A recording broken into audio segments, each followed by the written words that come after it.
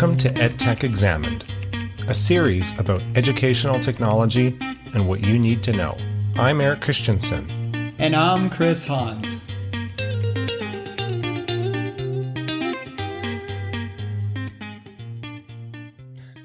Welcome to another episode of EdTech Examined. Good afternoon, Kris. How are you today? I'm good, and I'm grateful for everything. Grateful? Anything in particular that you're grateful for, or just a general gratitude? I was just chatting with one of my friends that he's in Europe, and we quite often forget how fortunate we are, even just being in Canada, and having. Imagine just some of the turmoil of people having to be uprooted and so on. So, yeah, it's pretty sad. But yeah, you're right. There's lots to be grateful for, especially in Calgary, because we live in a pretty low density, pretty chill place, which seems to be muddling along pretty well. And recently we were recognized as, I think we're number 3 in the world. Yeah, we got the top Canadian city. I feel like Calgary, I've seen it. I don't remember if it was the same institution.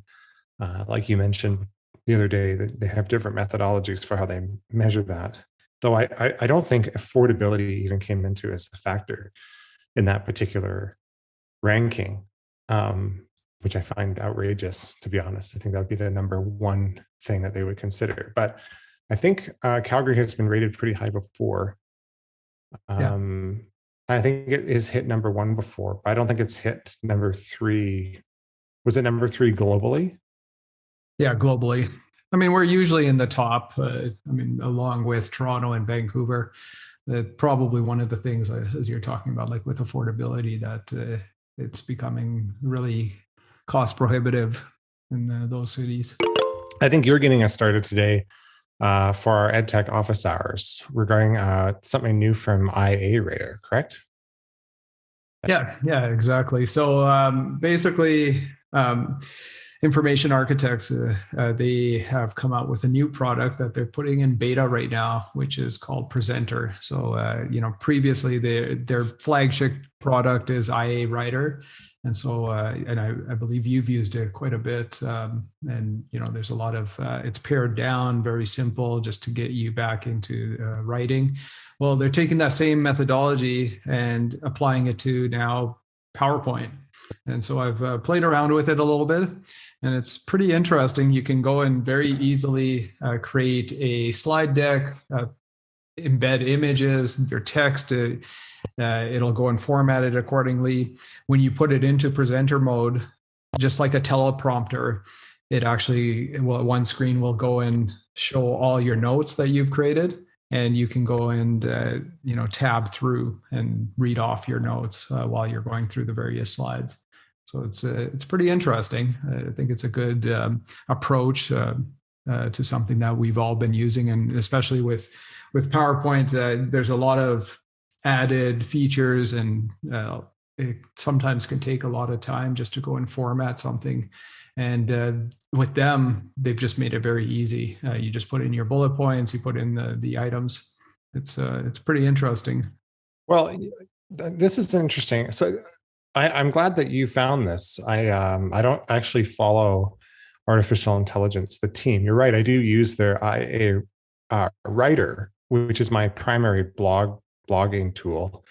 I think I've talked about it on this podcast before. You can get it for Windows and Mac. I've used a bunch of writing tools, and I have more than one. If you want to write a book or something, I don't think it would be appropriate. Scrivener would be a slightly more feature-rich writing tool for, an academic paper, or you could use LaTeX or something. But if you're writing a post or you're writing thoughts down, I think, I don't know of a better tool than IA Writer personally. And I've used many of them. I like that it's really simple. You have folders. In the folders, you create documents that have text. That's it. And you get to choose from only a couple of fonts, and then you can make it bigger. But I also like the focus stability. So you can, tell it to be, okay, I want you to gray out everything except the paragraph I'm working on and stuff like that. So those are the things about it that I really appreciate. But I had no idea that they were going to apply what they've learned. And I think, IA Writer I always say, I want to say AI, but it's IA writer, has been around which for is some, information architects. yeah, it's been around for some time. So now they're making this presentation tool. I wonder why sometimes presentations are so dreaded. So when you gave this to me and I was looking at their pitch page that you sent has some really interesting data. I don't know if they stated where it came from, and I'm a bit of a source nerd that way. But I think they do actually have a source. Sorry about that. This is citation number 7. Oh, this is from Verizon. Okay, so there's a study done on, presentations and the office culture, and it said 37% of our time is spent in meetings and presentations. I'm hoping to get that down to 10% at some point in my career. 91% of listeners at business presentations admit to daydreaming. 39% of listeners at business presentations even fall asleep at some point. And 90% of presentation information is forgotten. And that last one, I think, really hits home. So we've pointed out some alternatives or templates, like Canva is a good one for creating graphics to get information across that's not like text. But it's interesting to me that most people forget this content. And so I guess their pitch is that you get right to the point. Yeah. Well, and the thing is, again, their approach is just the way that they have, and I would think it's probably very similar to the IA writer, but you can go and put in your headings. Those will be put onto the slides themselves. So if you're looking more of a minimalistic approach to slide deck design, it'll create those headings. You can put in whatever you're thinking of saying text-wise. And again, when you put it into presenter mode, to have that teleprompter style, I mean, that's pretty cool feature. I mean, I'm surprised nobody else has done that to this date, because normally the way that we approach it is we wouldn't put in all of our text, or maybe we just put some, actual key bullet points. But this allows you to literally put in verbatim what you were going to go and speak to for that slide, and you can walk your way through it. I guess you can do that with PowerPoint with the notes, but I've always had trouble getting it to work, especially if you're plugging into an external projector or something. Sometimes it messes up and you can't see it. So I always end up like printing things and shuffling through papers. We're going to get to this a bit later because I want to talk about this book that I finished called Effortless, but it does relate to this insofar that why are these other presentation tools so complicated? I mean, PowerPoint is really bad.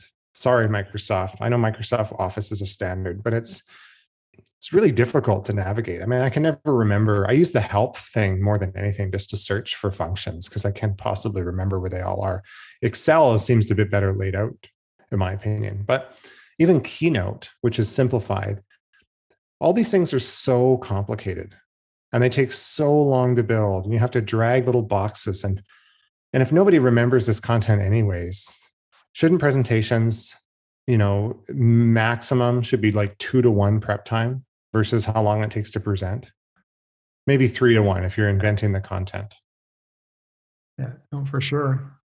But see, that's where I think they might be onto something, because literally, even just the way that it works, Erik, I mean, you throw in an image, it'll format it itself. You just literally take the image, drag it into this IA presenter, and it'll create the slide for you.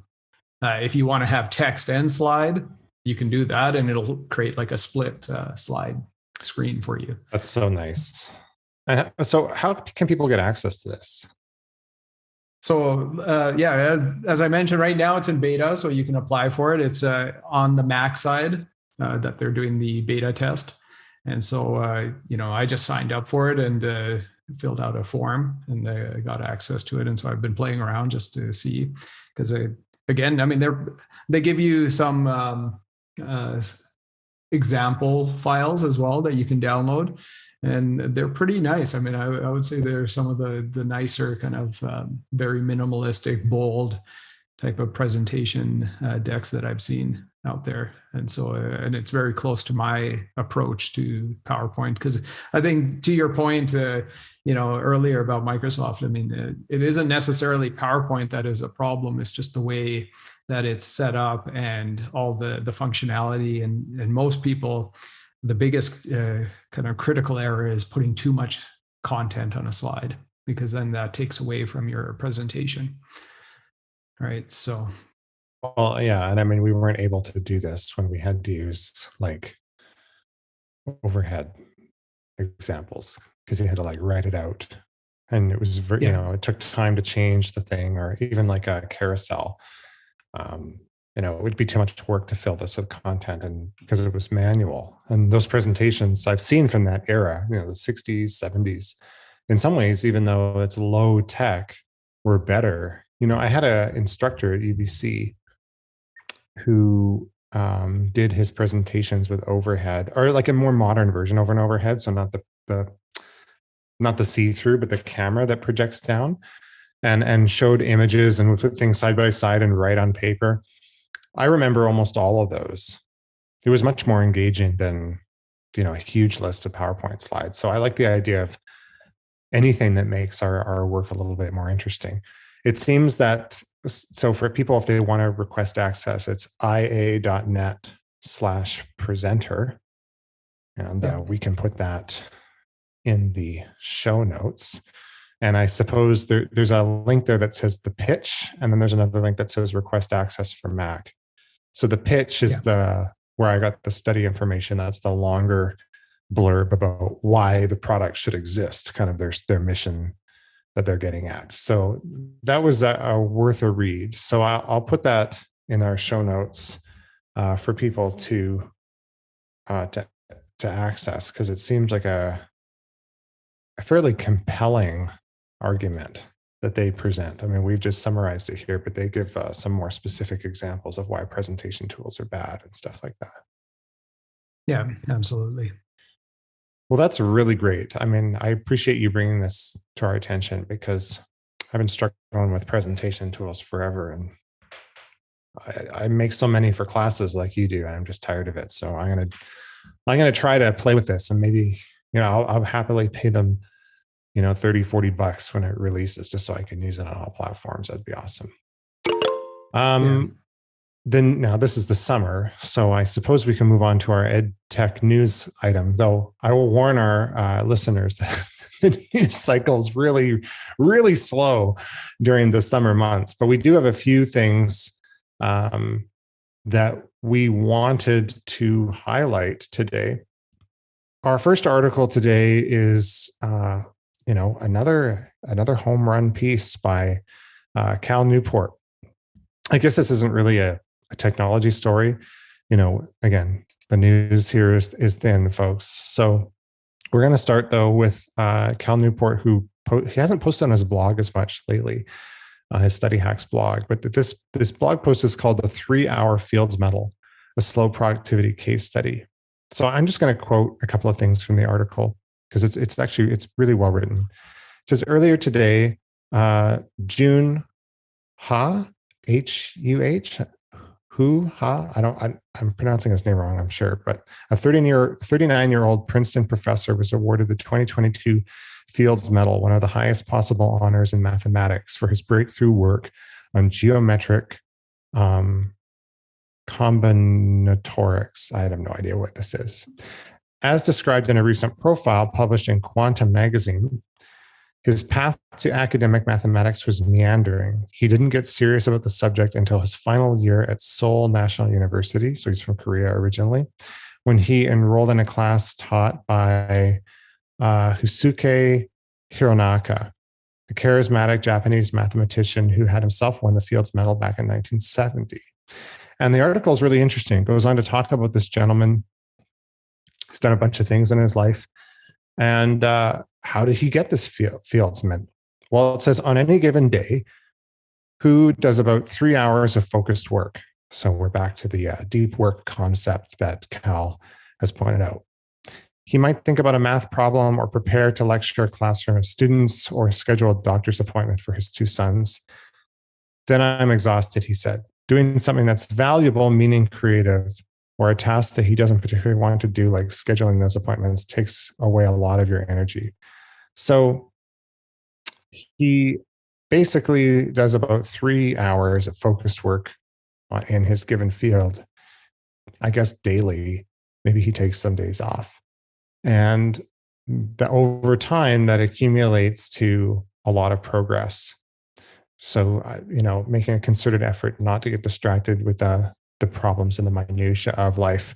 So this is right up Cal's deep work philosophy. But it's really interesting to see someone like this win the Fields Medal. It would be interesting also to know how many of the Nobel laureates had a similar approach who are, gone, that we don't know about, and things like that. So this keeps coming up. And one of the trends that I think about, we've talked here on this podcast, is that the problems relating to distraction. We're going to talk about something a little bit more controversial around social media a little bit later.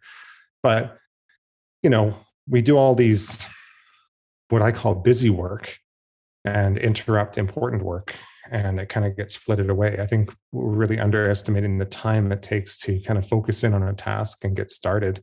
When we're in the middle of these podcasts, I notice it takes us a little bit to kind of get started. So because we're chatting before, and then when we're in it, we're kind of in the zone and on top of it for a couple of hours recording content. And then you turn around and you feel like you got a lot done. So I wonder if there's a secret to this from a tech angle, other than, delete all the distracting apps from your home and phone and don't answer it. And again, I think that just goes without saying, like this concept of the deep work and the focus time.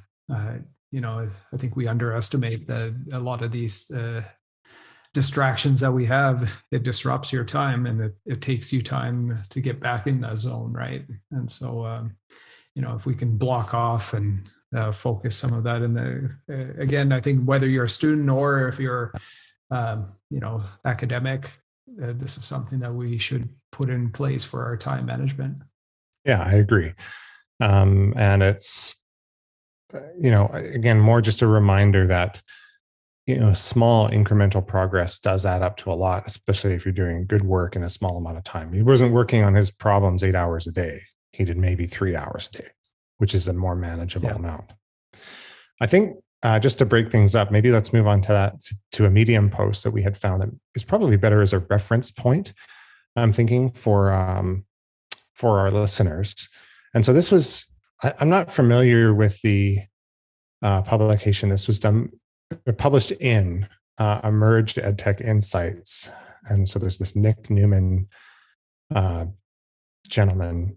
His blog says, I write, or his profile says, I write about growth from personal learning to startups, investments, blah, blah, blah. But he's talking about higher education in this case. And it's called the EdTech Top 50 Emerging Companies for Higher Education. And so he talks about this, especially post-pandemic, being a particularly busy space.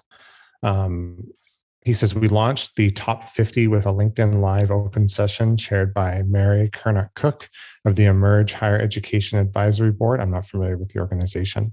And featuring 2 of the top 50's founders, and he lists them, who were interviewed to highlight best practice. So we also had the higher education leaders perspective, and he goes on and on to talk about these kind of top 50 companies by category. There's a few interesting quick overviews. It says 33% of the companies are from Europe, which sell globally. I'm kind of surprised by that. I always assumed that the market share for European edtech was smaller, but I don't know why I had that assumption. They span from, so their inception and spans from 2011 to 2020. So the age is roughly 6 on average. Some of these companies are bootstrapped, meaning, kind of held together with bubble gum and string and stuff like that. But the highest funding achieved was 176 million, with an average of 38 million in funding on average between these companies. So we're talking successful, but not, billion-dollar companies, startups here. And then between them, has employed about 4,500 people. So there's a lot of companies, but most of them are really small. And it's interesting because, again, I'm looking at this list. And have you seen or heard of many of these companies before? No, I haven't. And even the only reason why I came across this is one of the people that we've interviewed in the past is the co-founder of Critic, which is a peer review system that we actually used here at the University of Calgary, and they're on the list as part of that 50. And so is Padlet. Padlet. I noticed that some of yeah, exactly. So there's a few that we were aware of, but yeah, I mean, I didn't know otherwise. There was a lot of companies that, like you say, this European kind of market share. It was all new to me, but it's definitely a good list. Maybe just to go through and see if there is anything that educators might be interested in. Yeah, I mean, so I just started. I mean, I'm always looking for tools to play with, and we use them and try to come up with suggestions for our podcast. So, in my opinion, for anyone listening, this would be it's a fairly short article. It would be well worth clicking through this list. I have a couple of examples from this list that were interesting. So there was, things, again, companies I hadn't heard of. So here's one that caught my eye because plagiarism is something that comes up at higher education all the time, academic integrity. So there's a company called CopyLeaks. So their tagline is proving originality, promoting integrity, preventing plagiarism, and protecting you. So it's a plagiarism detection system for paraphrasing content, uses some sort of AI, and it kind of gives some screenshots. It looks like a much more intuitive interface than the other cheat detection tools I've heard of, but I haven't heard of CopyLeaks. There was a company interestingly here called You Will, which was all for student health and wellness. So it's kind of a platform for providing access to student health and wellness. So, campuses can subscribe, and then presumably they get all of the supports that come with that company. They even had some online learning platforms. So this is one, I mean, we've talked about Scott Galloway's, we've talked about obviously Udemy, these kind of crowdsourced. We've talked about Masterclass, but here's one called Outlier, which I hadn't heard of before. World-class online college education. And so, but they have endorsements from, Fast Company and all sorts, and TechCrunch and Gizmodo and all these tech organizations. So this looks like an example of maybe a higher production value online learning company. There was another one called Engagely. So create engaging virtual, hybrid, and in-person experiences in premium learning. So kind of an interesting dashboard where I guess you can have graphics and kind of interactions with all your with all the video conference people on one of the sides, kind of like how Zoom puts you into that kind of tiled interface. And then you can kind of have all sorts of engagement while you can see other people who have attended a given meeting. So there's all these really cool tech companies, which I had never heard of before. And probably worthwhile to click through. Yeah, for sure. I don't have too much to say about this. Other than that, I'm just surprised how many great things are in here. So I think what we'll probably do is we'll probably mine this list and maybe, point people towards things that we'll think they'll be interesting. So this is certainly a good database of sorts. Now, we did have an article that's not necessarily tech or education specific, but it does touch on it. So the social psychologist Jonathan Haidt, so he's famous for, his most recent book talks about politics on campus. So The Coddling of the American Mind, which is a really interesting book. The work that I'm most familiar with was the Righteous Mind, which explains and talks about the social psychology between kind of religious and political tribalism, why people become so polarized. Actually, I recommend that everybody read that book. It really changed my view on the whole left-right political paradigm. As you and I have discussed, Kris, it kind of makes it irrelevant in some way. It talks about how things are not that simple, and why it's fair to respect different sides of arguments and stuff like that, and why it's so difficult for people to respect those arguments. But he was interviewed by the New Statesman recently in an article called "America is the Ghost of Liberal Democracy's Future." And he basically is doing a follow-up interview, a comment, because he wrote an essay in April of 2022 in the Atlantic, which got a lot of traction. I think it was even tweeted out by Barack Obama or something like that. So a lot of people read it, and it was titled "Why the Past 10 Years of American Life Have Been Uniquely Stupid," which is kind of a provocative title. I'm not going to go into the politics because this isn't a politics podcast, and we just try to stick to the technology. But his basic argument is that, and he explains this in The Coddling of the American Mind, is really the damage of the downstream consequences of social media. Talking about how social media started off as kind of just like the early internet, a place for people to connect and kind of share things, but this idea of virality, which has spawned people to kind of take on almost like a performative characteristic in an online but also public environment, has kind of added fuel to a kind of a societal polarization that's existed. And I thought it was an interesting piece because what people are afraid to say, or discussing topics in universities, has become more and more difficult. I don't think that's particularly controversial. There's just a lot more sensitivity around given topics. It's hard to steel man, meaning lift up an opposing viewpoint to analyze it without offending people.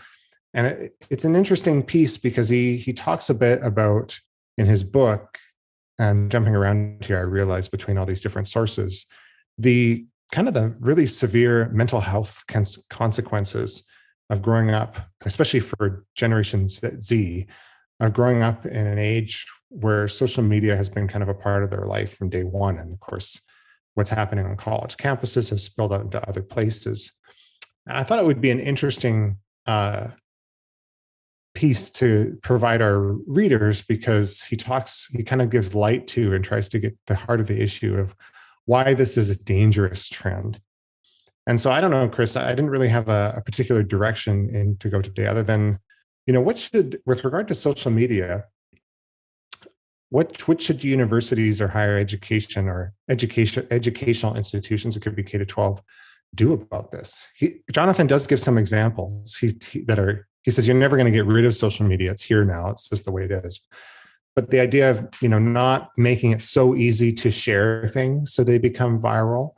He provides some non-content moderation. He doesn't believe in censoring content. He says that doesn't work. And he has some good reasons for that. But he does give some suggestions on how to dampen kind of the virality and the reactive kind of outrage generator that social media can be. But what is a university supposed to do about this? What is there a policy that they can put in place? Well, and I think we've kind of talked about this. Like, I've been thinking more and more about this, even just from an education standpoint. And I'm leaning, actually, for the fall, I'm actually thinking to limit as much as possible access to smartphones for the students. Right. And so just in terms of the classroom environment, if somebody needs to, certainly having access to your phone, there's maybe something that is an emergency or something personal that you have to handle, but, you can leave the classroom for that. On the flip side, I'm also looking at maybe integrating QR codes so that if you do have your smartphones, and putting them in as part of my class exercises and so on, where now there's a reason why you would be using your devices. But I mean, it's a challenging kind of situation. I read that lengthy Hyde article just in terms of the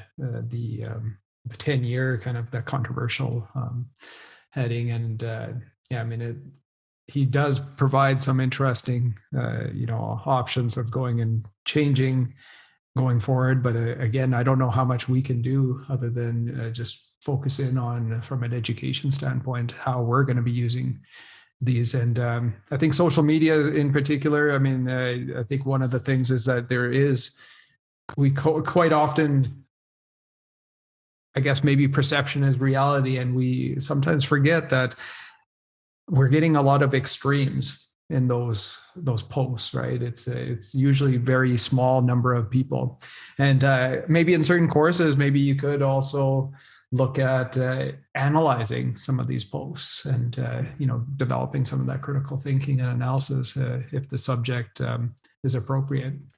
Yeah, I mean, I guess when I think about this, I think of it as a concern, as a technology. It's sharing technology. So you have two dimensions here. And social media makes it very easily to defame somebody, and that becomes a problem in higher education, where you maybe discuss controversial topics and analyze them and try to defend them, not so you can agree with them, but so you can understand the other side better. You may never agree with the other side or come around, but if you don't understand where they're coming from, that's kind of, there's some, was it Alexis de Tocqueville has a famous quote, and it's quoted in the article, that if, a man only understands one side, he knows little of that. But that's very difficult to do when you are dealing with people who have become very sensitive to dealing with controversial topics, partly because they've been exposed to social media. There's so much bullying on social media. It's almost kind of, I think outrage sometimes is a bit of an addiction. That's my opinion. I don't have evidence for that. So should universities not, like, what's the standard that they should set? I guess is what I think about. So if social media is a problem and it needs to not necessarily be regulated, you can't stop people from using it. So in the classroom, you can say, okay, I don't want any devices in my class. You can't post pictures of this class. You can't record things. You could have strict policies like that. You can't record what the prof or your student said and then post it to get likes and to get internet fame, which is also a motivating factor.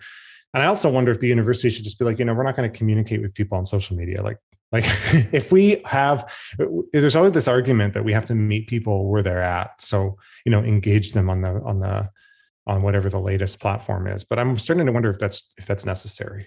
Does the university really need to engage people on Twitter and TikTok and Instagram? Or could we just not have these accounts and it would be fine?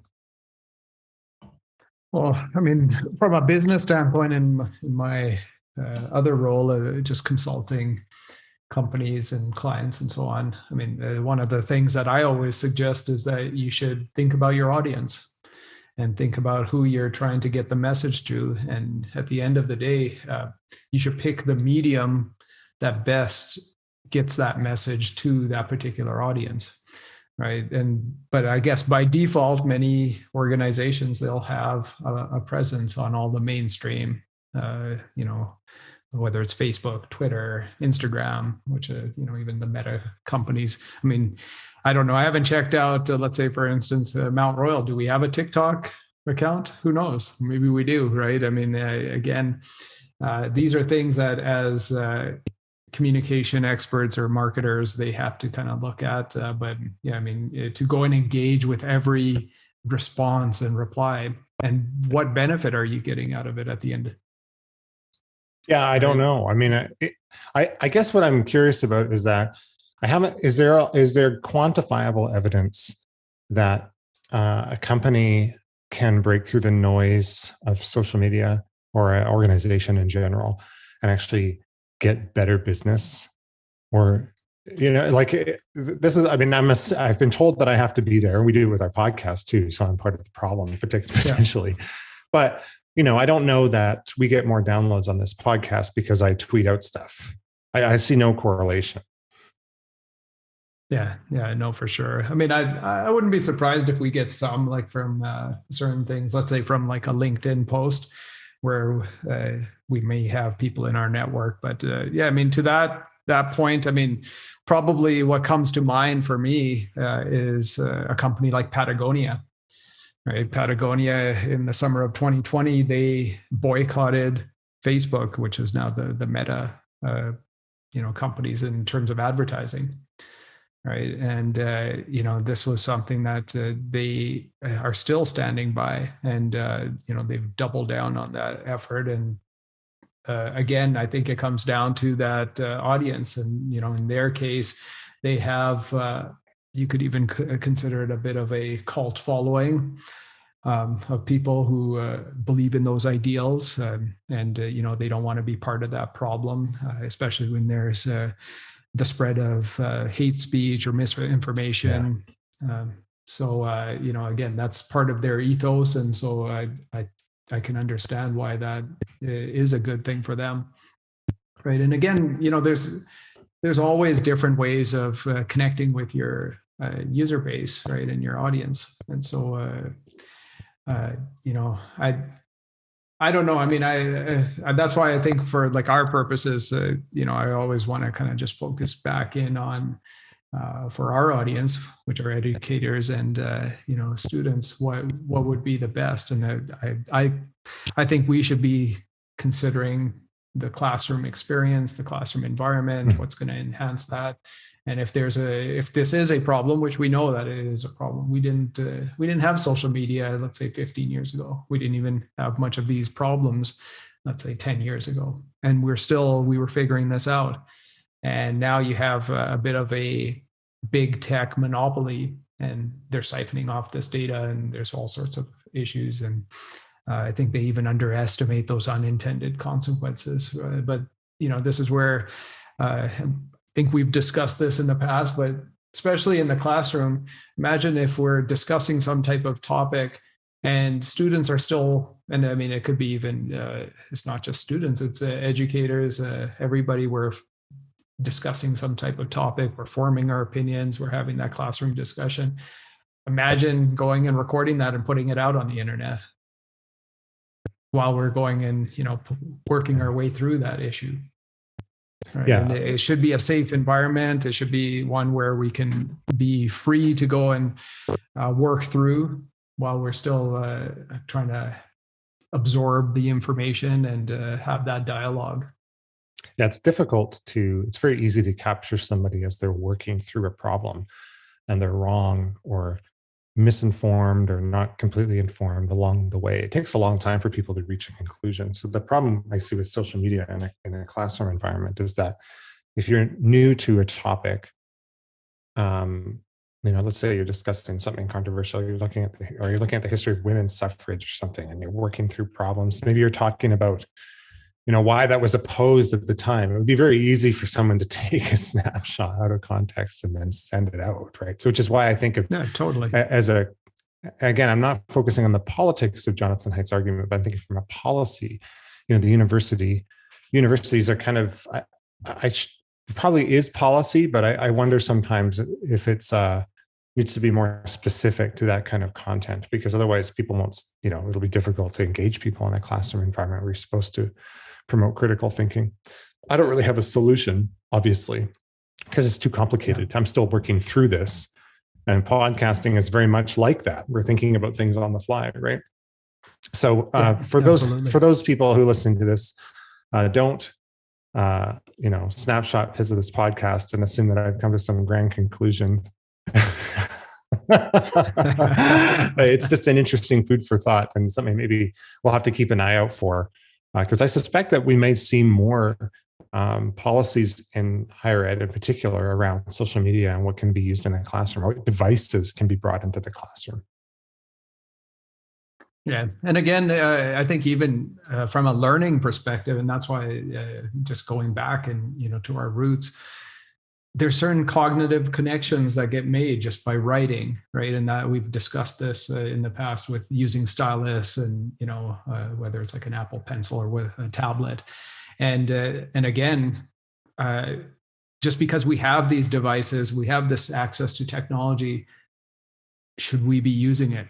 And if so, how? Right? I mean, these are some of the things that, and a lot of it also just comes down to pedagogy. Yeah, I agree. Let's move on to we have 2 discussion items today, which is good because the news is thin.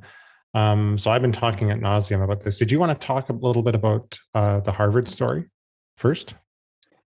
Yeah. So again, we'll include this link. There was a webinar that I listened to and attended. It was by a professor Mohan Sawhney, and he's also the Associate Dean of Digital Technology at the Kellogg School of Management at Northwestern University. In fact, he also is in part teaching on that Section 4 Scott Galloway's platform, so where he teaches product management courses.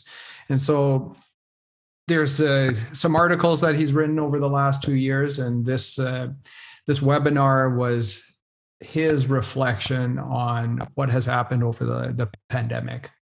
And specifically, he was looking at executive education and looking at, that in-person versus online dichotomy.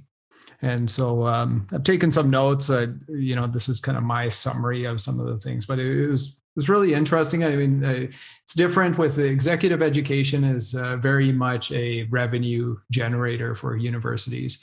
And so it's a little bit of a different, when you're looking at your student profile, you're looking at management, senior executives. So the price point is obviously different, but for us, the rest of us, I think there is some key kind of takeaways that we can look at.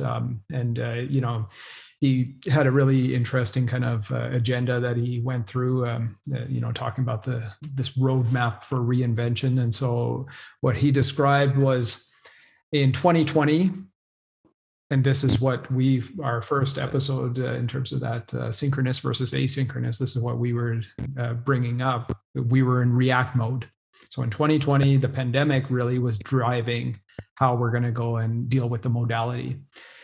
2021, we had maybe a little bit of time to reflect and we could redesign. And so this was a digital first kind of redesign. And again, because we were online, not in the classroom. And with 2022 going forward, we're now in the reimagine phase.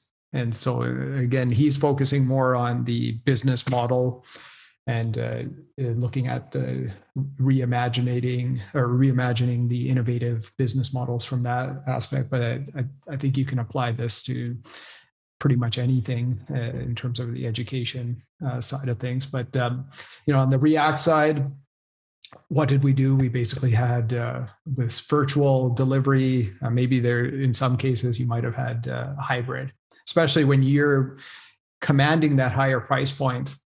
People want to see that value. They believe there's that perception of better learning in the classroom. And so in some cases they successfully did this. I mean, he shares it in his article that's linked in there as well, where people were in the classrooms, but then they were also running Zoom at the same time. And so he refers it to as roomies and zoomies. And so there were people at homes and then, just going and connecting with Zoom, but then you also had people within the room as well. And then they tried with like plexiglass barriers and so on and so forth. But especially with the modalities, there was a lot of pivoting that had to happen. There was issues and learnings, and some of the things that he had to experiment with. If he had to do a case discussion, now all of a sudden he had to go and break that case up, that content, and put it into chunks and then redesign that. The interaction and engagement was different. The networking and socialization. In fact, one of the pros and advantages of being online was he was able to bring in some really high profile people to come in and do a guest speaking just for a few minutes, let's say 5 or 10 minutes, as opposed to having a full hour set aside. And then you have to go and, have the person park and all those kind of other logistical things. And that opened up his access.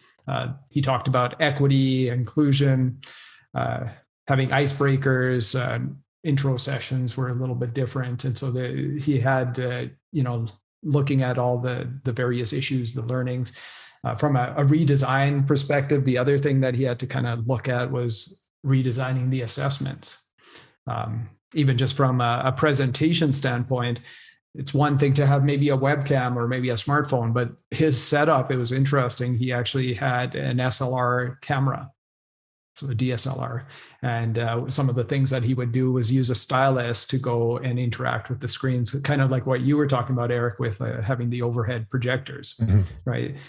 And in fact, actually, he had two different setups. One was for live streaming. So he had, if he's doing a lecture, he would stand up, had the SLR.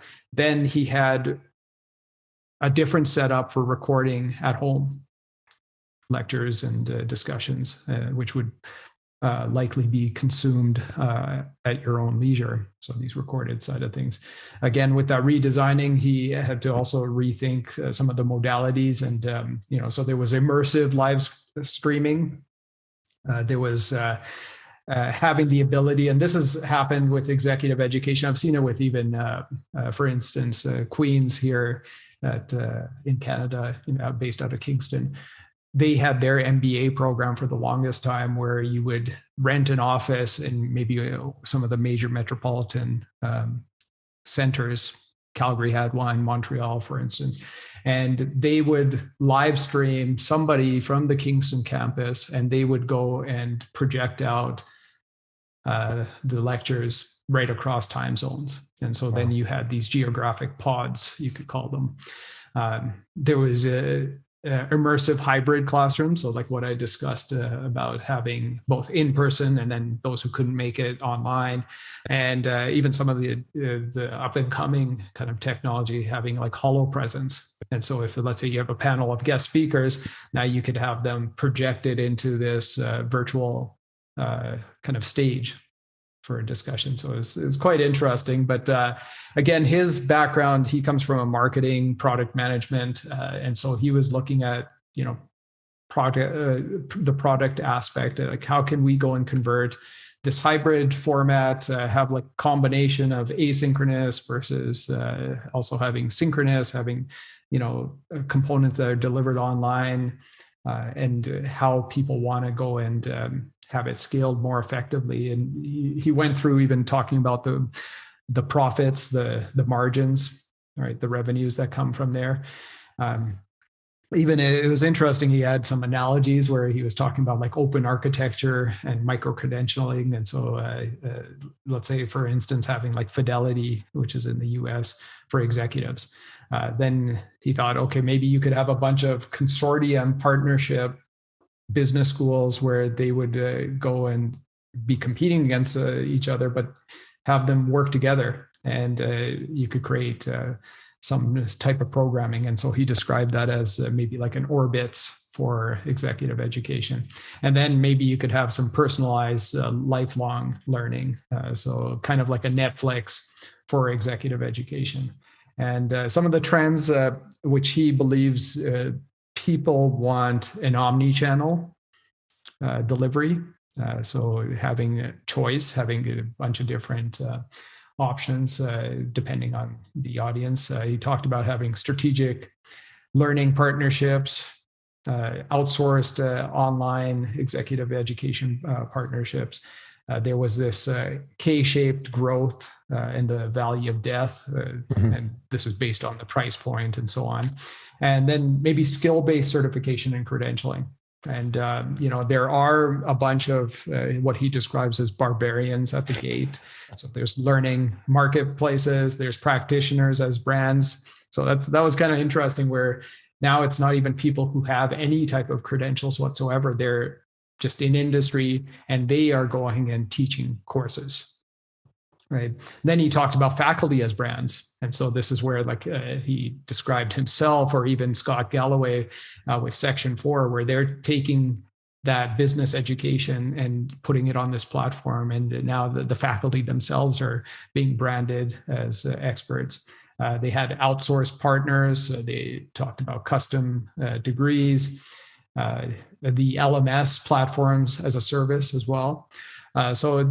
Yeah, it was just going through some of the things like I look at, especially like the asynchronous versus synchronous. So he looked at online and then in person. So from a synchronous standpoint, you could have online, live, virtual programs, right? And the synchronous in the classroom would be just traditional as having classroom delivery. But then there's also the asynchronous, where you have the flipped classroom.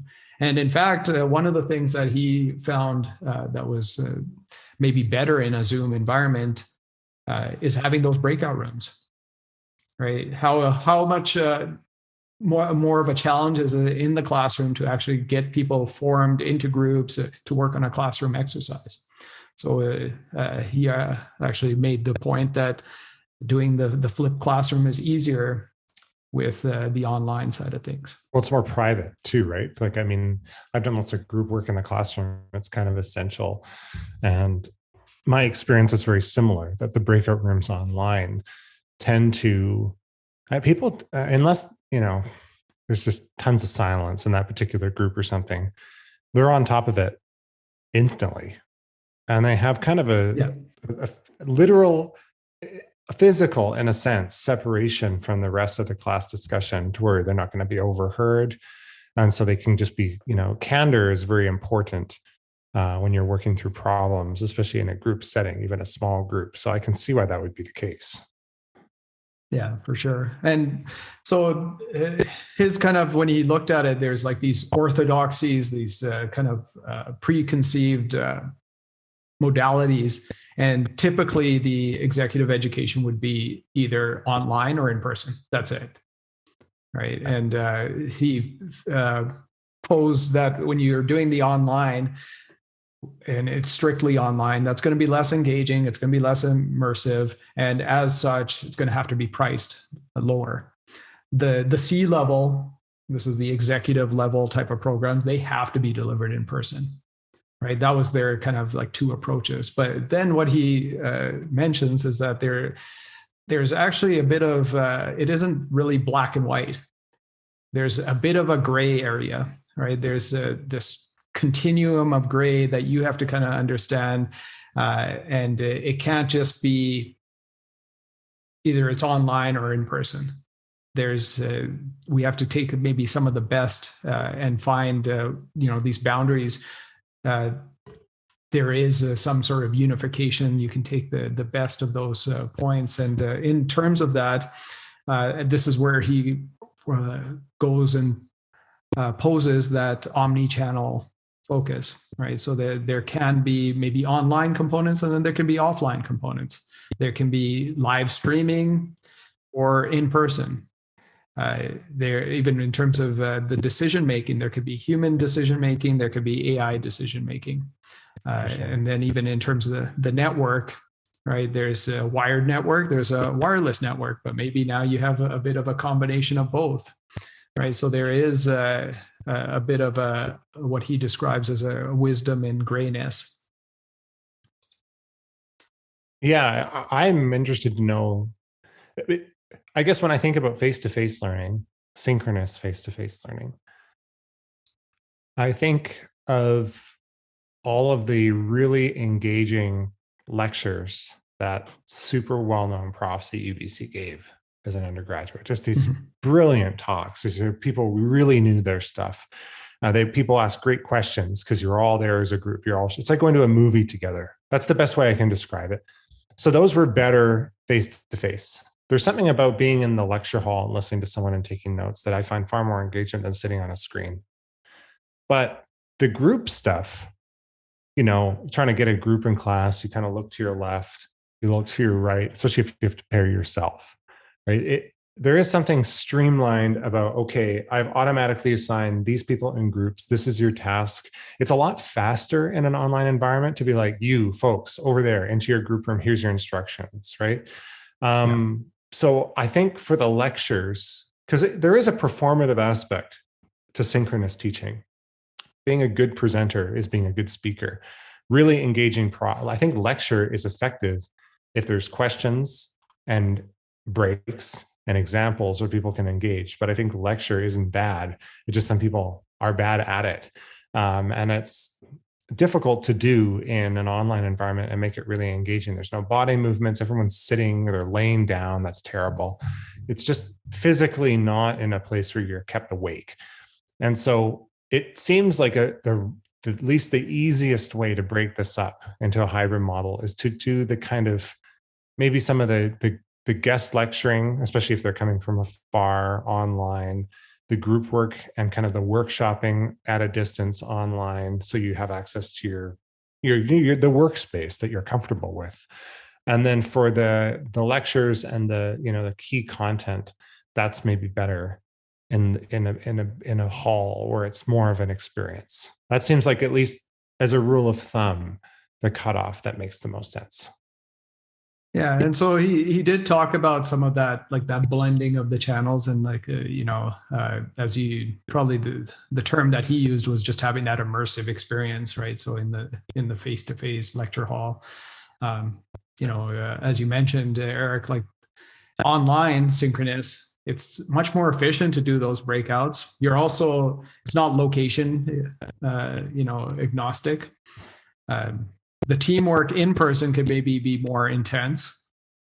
There's multiple different participation methods online, so you could, voice your comments. You can go and put it into the chat. You can use polling and so on. In the classroom, it's not as easy. I mean, you might have to use some tools, but then on the flip side, there's especially during some of those breaks, there's that kind of water cooler, serendipitous, meeting other people, the social aspects, the relationships. But then online, I mean, imagine if you could just have some really high profile pop-in guest that you wouldn't otherwise be able to access just because of geographical location. And then maybe there's some asynchronous aspects that people like too, that could be self-paced, on demand.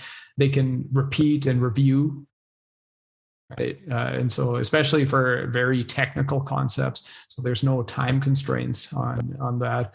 And especially with him, one of the models that he used, because he is looking at it from a product management standpoint, he used something that Clayton Christiansen coined, which was the jobs to be done.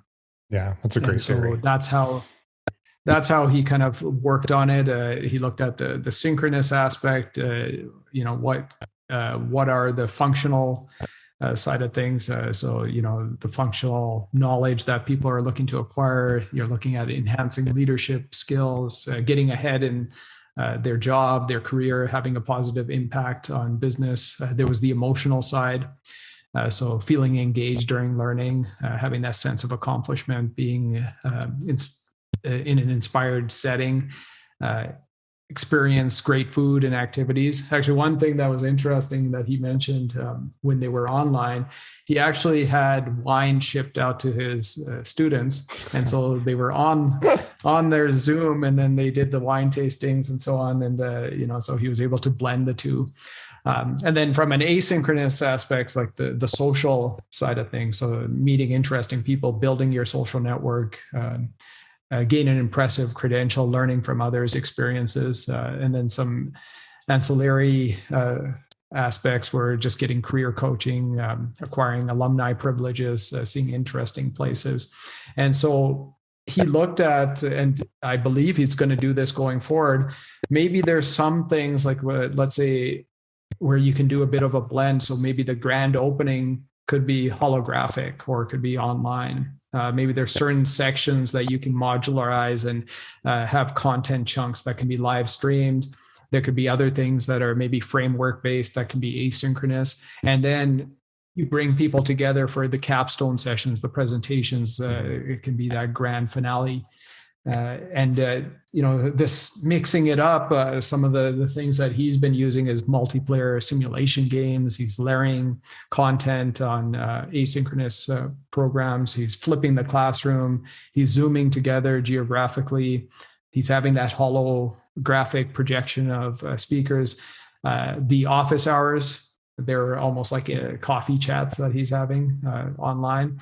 And the other thing that, again, just from executive education is a little bit different, but looking at segmentation based on that modality. So if you're going to be charging $10,000 a participant, then it has to be 100% synchronous. You can bring down the costs, let's say, to the blended format. It could be like $2,500, and this is where you could bring down. And then there's at the very end, it's like 100% asynchronous, where you have these asynchronous MOOCs, and maybe it's like $50 per participant. I like the idea of mixing it up. I mean, I don't know. I mean, it's difficult to know empirically what is best at any given time. One of the things I would say is that, let's say you did the key, synchronous key lectures face to face in person in the room, the performative lectures. And then you do the online thing and you mix it up. And then you do a face to face workshop and you blend some of the networking. I think the benefit to this, regardless of how it's mixed, I mean, obviously you're thinking about the modality that best suits the activity and the content and the outcome. But you're also giving people, just by mixing things up, exposure to all those ways of working too. So even if you didn't totally hit the mark as an instructor and you thought, wow, I could have done this, maybe this would have worked better online than face to face. Ultimately, they were exposed to that method of working. I suspect this is important for executive education, where you're in a management position, but in general, right? I remember I have a colleague at Athabasca who said, we have to incorporate some sort of mobile technology and a few things into our learning, because he's like, we can't honestly tell people they're getting a balanced education if they're not exposed to learning in a way that they're going to continue, they're probably going to have to do when they leave here. And so there is some advantage to doing this, right? Like sitting in a lecture hall is just not how things work. I mean, there's advantages to it, but it's not exposing people. Like it's like a meta skill, right? If you've now used Critic or all the functionality of Zoom, or you've had to do presentations in different environments, it's like those are skills of themselves just by navigating the technology. Maybe as an executive, you have to go teach something, and now you can remember, oh yeah, this method was the most engaging for me, so I'm going to go try that, with my team leadership retreat or something like that. Yeah, no, for sure. Even it's funny, Eric. Recently, I've attended. It was a bit of a workshopping type of session for some students where they are working on some startup ventures, and we had a whole bunch of technical difficulties just using like Zoom. And then, they tried to go and make it immersive with using these whiteboarding technologies, but there was issues and so on. And again, like this is where just because you can doesn't mean you should. And just because maybe for something that it did work out, maybe it's not the best approach, right? And I think overall, at the end of it, I mean, one of the predictions that we've made over the last couple of years is that the future is hybrid. We've said that. I think executive education is maybe that much easier to do that because of the price point. I mean, they're able to go and he talked about this in the webinar, they can go and customize something for Microsoft and bring it right to their offices if they want. Right. So again, that custom education, that's something where they can go and develop those deep partnerships and have the strategic clients that they drive those transformational business impact for them. But overall, I guess his main point that he's trying to make is that this traditional view of online or in person, it's a false dichotomy. Yeah. You need to go and look at it, taking that product-centric, that modality-centric view, where you're basically looking at the perspective, start with the learners, their needs, then design that omni-channel learning experience with a blend of modalities. And, he described one of his most successful programs is this product management program, where they have, certain aspects that are, the program starts, there's like this orientation, there's peer networking through webinars, there's one-on-one success coaches. They have a bunch of their core modules are online. There's some live sessions in there. There's faculty sessions. They have industry speaker sessions, career advisory. They have electives that they can go and choose. So that core is 16 weeks. And then they have these online electives that are 12 to 16 weeks where they select two. Then they have live electives that are 2 weeks. And so they can either take in-person or live virtual session. And then they have 3 days in person on campus. But again, keep in mind, that program is $30,000. Yeah. There's four cohorts. The cohort is 40 on average. So that's generating revenue of $5 million a year for that particular program. It's a lot of money. Yeah. Yeah. Yeah, this is a really interesting concept. I mean, so what we're going to put in the show notes, I guess, we'll put a link to both the video and I think it linked on that article, the page for the video. There's also a previous article that gentleman wrote. Yeah. So yeah, Mohan Sawhney, he wrote an article in 2021, just talking about how he's redesigning some of the stuff. And so this is his reimagining and reflecting with the video. Mm-hmm. Yeah, I mean, again, I even though it is with executive education and it's a different type of student profile, I think there's a lot of things that we can take away from this and apply to whether it's undergraduate or graduate teaching. And, again, I think that students, they're going to want some of this flexibility, and it's on us to, in the future, to kind of rethink and reimagine how we're going to go and deliver. Myself, even though we're off for the summer, I'm contemplating this. I mean, maybe there's some things that I could record and, where we don't have to go and spend as much time. And then, that I do it that one time and students can go and, review it. They can go and repeat it. It's something that will be there forever. So just because we did it during online delivery, complete online delivery, doesn't mean that we have to do away with it. And, I think really the big value, as we've kind of talked about, is in the classroom. It's more of that network and working hands-on, and maybe there is some of that theatrical that you're talking about. But that being said, if you really look at it from the learning perspective, lecture is only so much that you're going to go and get from learning. Yeah. It's really from those classroom discussions and doing these kind of hands-on activities and exercises that bring the most out of that. And those are easier in person as opposed to online. I think this is probably, because this is now giving me a lot to think about, this is probably a good place to stop for today. And we should save the effortless book discussion maybe for another time, just given that it touches on some of the same aspects, but different. But I think this is probably a good place to stop for our listeners, because this is something that maybe people will want to contemplate before we dive into another juicy topic. Sure, absolutely. Okay. I think this is in our next recording. We'll probably return to this idea if there could be another way. I think that's a good place to return to, because there's a few ways to approach that, and that's probably we could probably continue this next time, which I think will be good. Did you want to tell people, Kris, where they can contact you? Yeah, so my website is Kris with a K, K-R-I-S, Hans.ca, and you can find all of my social media accounts and email and so on. And I am Erik Christiansen, and you can contact me and find out more about me through erikchristiansen.net. Again, social media, links to my other blog and stuff like that are there. My social media accounts are pretty much all locked down at this point for reasons I'll discuss next time. So you can't really contact me on Twitter or see anything that I post anymore. It's all private for the time being, but there's a good reason for that. And that's, we'll talk about that another time. All right. Stay tuned, I guess, for part 2. That's right. Take care, Kris.